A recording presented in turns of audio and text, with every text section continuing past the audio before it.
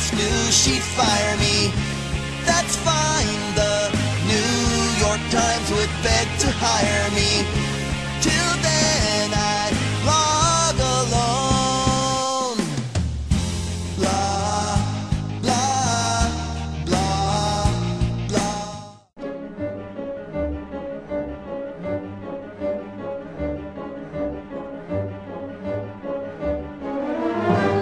Great. Well, as mentioned, and most of you have already tagged on to it, portparade.com. We're just trying to have another vehicle where, one that's more real time, where if we're going to the floor challenging your mark, then we'll let you know as we're walking to the floor. Say, all right, here's something, for the Presidio Heritage Center, which we're going to get later this week, I guess, in the defense bill. Well, earmarks. I've got a new website up, portparade.com, where we want to keep people informed in real time about what's going on the floor of the House or in committee or wherever earmarks are being inserted in bills. And also to talk a little today about the big bailout that we're doing this week in Congress.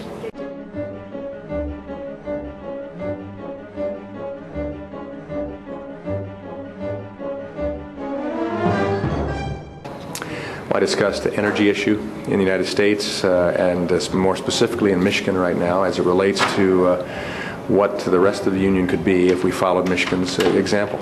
Our governor has raised taxes. She's frustrated energy development in our state. She's left us lacking independence in that area. And she's increased the scope, size, and power of government. That has proven to be wrong approach in Michigan. As we've continued to decline with now an 8.9% unemployment rate. The same would be true if we follow the same patterns which Barack Obama and Joe Biden are espousing. And so that was my purpose this morning.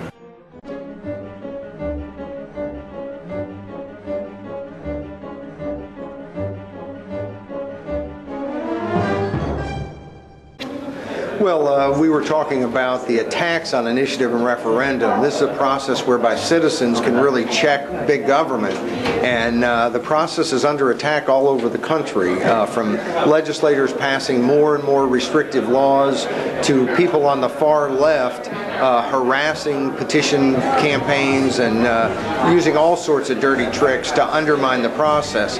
It's critical that people realize this is a process that is our best opportunity to check big government, to put measures on the ballot like term limits and tax limits and property rights measures, and that we have to protect this process. I also told people about my problems in Oklahoma, where the Attorney General is trying to put myself and 2 other people in jail for 10 years for a petition drive we ran where we followed the rules as we understood them and were told them by state officials, and yet they're going after us, we think, clearly in an effort to chill the initiative process, to scare people into not getting involved in their government.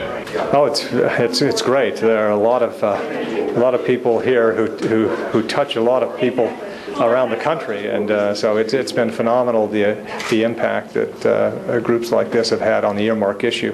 Just a couple of years ago, nobody really knew what an earmark was, and now everybody does. And it's a household word, and a lot of that is due to the blogging community and others who have followed this issue and really raised it to the fore. I always enjoy being with bloggers. They are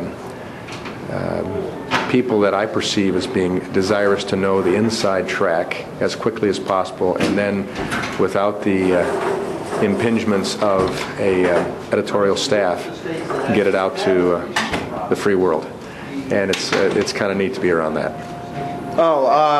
It was a meeting of about 20 or 30 people, and was able to talk about what's happening around the country, and have fielded a number of questions from folks. And it's the kind of thing where more and more there is a media out there. It's new media, bloggers and others online, where messages can get out even if the mainstream media doesn't want them to.